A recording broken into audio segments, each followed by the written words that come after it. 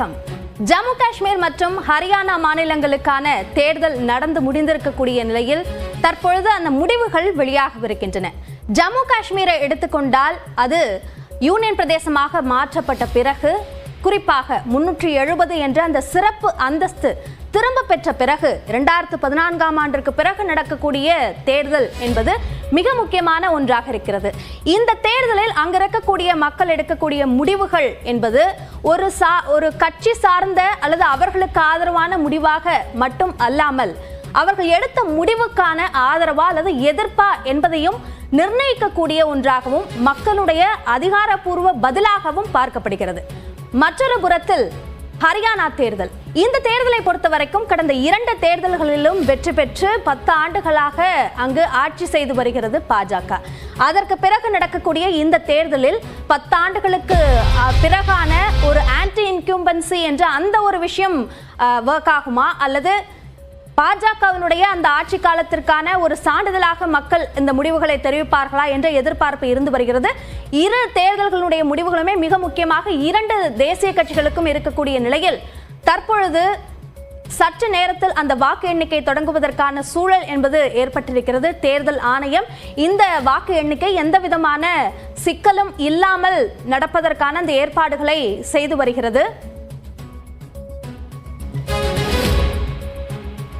ஜம்மு காஷ்மீர் மாநிலத்தை பொறுத்த வரைக்கும் முந்தைய தேர்தல்களை விட இந்த தேர்தல் அமைதியாக நடந்தது என்று தேர்தல் ஆணையம் தரப்பில் தெரிவிக்கப்பட்டிருக்கிறது. ஹரியானாவிலும் எந்த சிக்கலும் இல்லாமல் வாக்கு எண்ணிக்கை நடப்பதற்கான இந்த ஏற்பாடுகள் செய்யப்பட்டிருக்கின்றன. இது சார்ந்த பல்வேறு விவரங்களை நம்மோடு பகிர்வதற்காக நம்முடைய டெல்லி செய்தியாளர் சுசித்ரா இணைப்பில் இருக்கிறார். அவரோடு பேசலாம். சுசித்ரா, இப்ப 2 தேர்தல்களுக்கான இந்த வாக்கு எண்ணிக்கைக்கான ஏற்பாடுகளாக தேர்தல் ஆணையம் என்னென்ன விஷயங்களை செய்திருக்கிறது?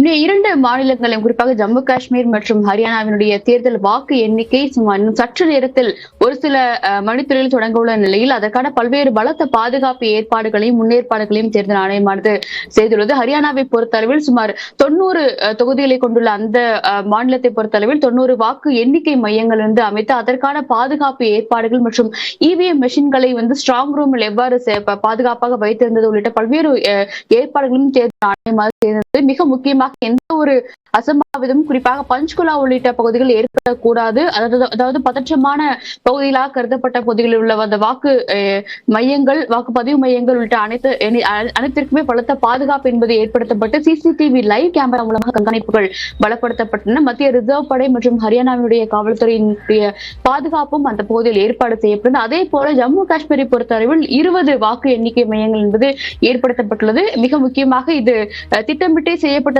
செயல் என்ற ஒரு குற்றச்சாட்டை காங்கிரஸ் உள்ளிட்ட கட்சிகள் என்பது இந்த தேர்தல் ஆணையத்தின் மீது வைத்திருந்தாலும் அந்த ஜம்மு காஷ்மீரிலும் எந்த ஒரு பிரச்சனையும் ஏற்படக்கூடாது. வாக்கு பதிவு என்பது மிகவும் அமைதியான முறையில் நடைபெற்றது. அதிக அளவிலான வாக்காளர்கள் இந்த முறை வாக்களித்திருக்கிறார்கள். வாக்கு எண்ணிக்கையும் சுமூகமாக இருக்க வேண்டும் என்ற ஒரு அடிப்படையில் கடுமையான ஒரு பாதுகாப்பு ஏற்பாடு மட்டுமல்லாமல் செக்கிங் ப்ராசஸ்களையும் தேர்தல் ஆணையமானது நடைமுறைப்படுத்தியுள்ளது. அது 20 மையங்களிலுமே 4 கட்ட பாதுகாப்பு என்பது போடப்பட்டுள்ளது. ஒரு சில மையங்கள் சுமார் 5 முதல் 7 கட்ட பாதுகாப்பு என்பது போடப்பட்டுள்ளது. எந்த ஒரு வன்முறையும் தீவிரவாத ஊடுருவலும் இல்லாமல் இருக்கும் வகையிலான அந்த ஒரு எல்லையில் தீவிர கண்காணிப்பையும் தற்பொழுது தேர்தல் ஆணையமானது கடந்த 1 மாதத்திற்கு மேலாகவே அவர்கள் ஈடுபடுத்தியுள்ளார்கள்.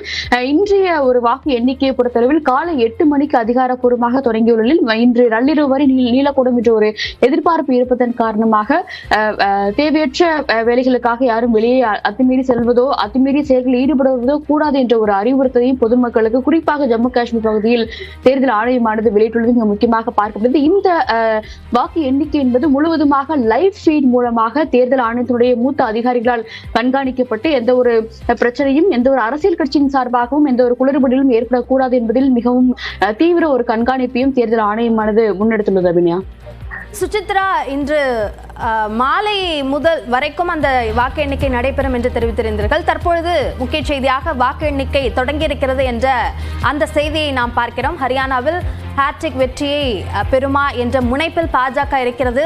அந்த ஆட்சி மாற்றத்தை செய்வதற்கான முனைப்பில் காங்கிரஸ் கூட்டணி இருந்து வருகிறது. இந்த நிலையில் ஹரியானா மற்றும் ஜம்மு காஷ்மீர் சட்டமன்ற தேர்தல்களில் வாக்கு எண்ணிக்கை தொடங்கி இருக்கிறது. சரியாக 8 மணிக்கு இந்த வாக்கு எண்ணிக்கை தொடங்கும் என்று எதிர்பார்க்கப்பட்ட நிலையில் அதே போன்று இந்த வாக்கு எண்ணிக்கை என்பது 2 சட்டப்பேரவைகளுக்கான இந்த வாக்கு எண்ணிக்கையும் தற்போது தொடங்கி இருக்கிறது. அதனை முக்கிய செய்தியாக நாம் பார்க்கிறோம். ஹரியானா, ஜம்மு காஷ்மீர் இதில் அரியணை யாருக்கு என்பதற்கான அந்த வாக்கு எண்ணிக்கை என்பது தற்போது தொடங்கி இருக்கிறது. 2 சட்டப்பேரவைகளிலுமே 90 தொகுதிகள் உள்ளன. இதில் 46 என்பது தனிப்பெரும்பான்மை பெறுவதற்கான ஒரு மேஜிக் நம்பராக இருக்கக்கூடிய நிலையில் முந்தைய தேர்தல்களில் ஜம்மு காஷ்மீரை பொறுத்தவரைக்கும் 2014 தான் இறுதியாக தேர்தல் நடைபெற்றது. அதற்கு பிறகாக தேர்தல் நடத்தப்பட வேண்டும் என்பதற்கான கோரிக்கைகளை எதிர்க்கட்சிகள் தொடர்ந்து முன்வைத்திருந்த நிலையில் தற்பொழுது அந்த தேர்தல் அறிவிக்கப்பட்டு ஜம்மு காஷ்மீர் சட்டப்பேரவை 90 தொகுதிகளுக்கான தேர்தல் 3 கட்டமாக நடைபெற்றது. அதற்கான வாக்கு எண்ணிக்கையும் இன்று நடைபெறுகிறது. அதே போன்று ஹரியானாவுக்கான தேர்தல் கடந்த அக்டோபர் 5ஆம் தேதி ஒரே கட்டமாக நடத்தப்பட்டது. அதற்கான வாக்கு எண்ணிக்கையும் தற்போது தொடங்கி இருக்கிறது. அதனையும் நாம் பார்க்கிறோம். சுசித்ரா, மாலை வரைக்கும் அந்த வாக்கு எண்ணிக்கை தொடரும் என்று தெரிவித்திருந்தீர்கள். ஆனால் இந்த கட்சி வெற்றி பெறுவதற்கான வாய்ப்பு இருக்கிறது என்று அந்த ட்ரெண்ட் தெரிஞ்சுக்கிறதுக்கான காலகட்டம் என்றால் அது எதுவாக இருக்கும்?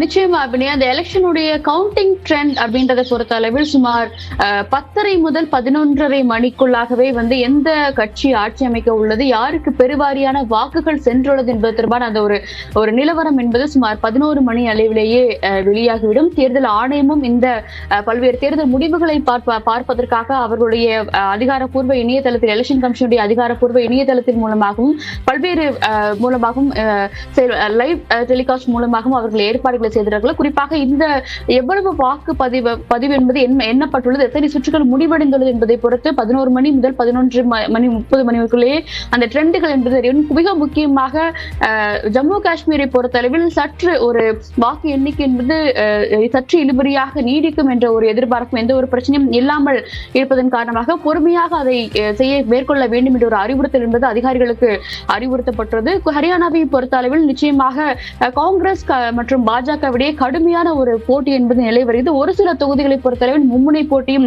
ஹரியானாவில் நிறைவேறுவதன் காரணமாக அதனுடைய ட்ரெண்டிங் அப்படின்றது 11 மணிக்கு தெரிய வந்துடும்.